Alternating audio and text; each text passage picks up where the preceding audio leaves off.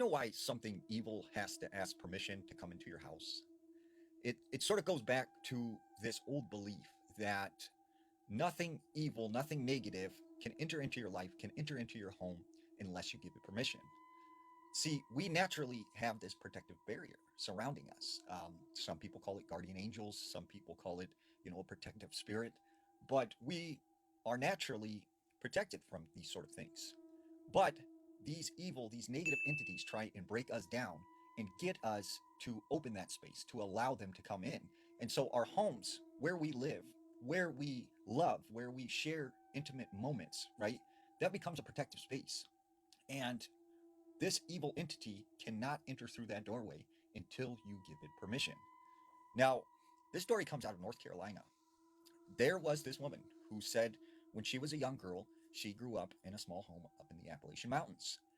And she said when they first moved into this house, she remembers at night hearing what sounded like young children out in the woods laughing and saying things and calling her to come outside. And she would see shadows moving across her window like someone was walking around out there. She just ignored it and she really had no idea what was going on. And she had heard stories, she had heard rumors from friends, that if anything evil comes to your door or invites you outside, do not listen to them, do not follow. Well, this one particular night, her parents left her in charge of watching her brothers and sisters.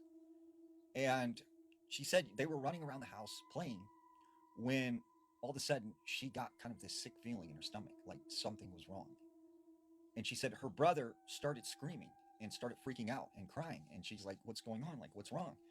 And he says, they're coming. They're coming for us. Like, they're going to get us. They're coming. And she's like, "What are you talking about? Who's coming?" And he just kept saying, like, "They're coming. They're coming." And all of a sudden, they hear boom, boom, boom, like a knock at the front door. So she runs over to the window and she looks out.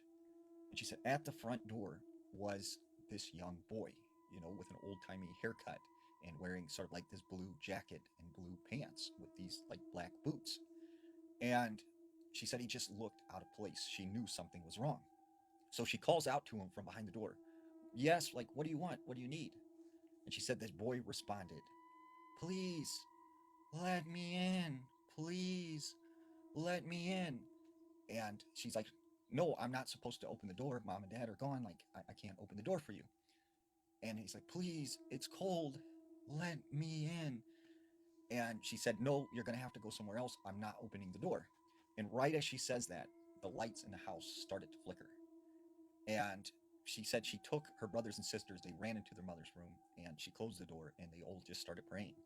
And finally, their parents got home and they felt safe again. And she said within a couple weeks, it was all over this town that there was a young kid who disappeared. And she felt like that had something to do with whoever was knocking on the door then.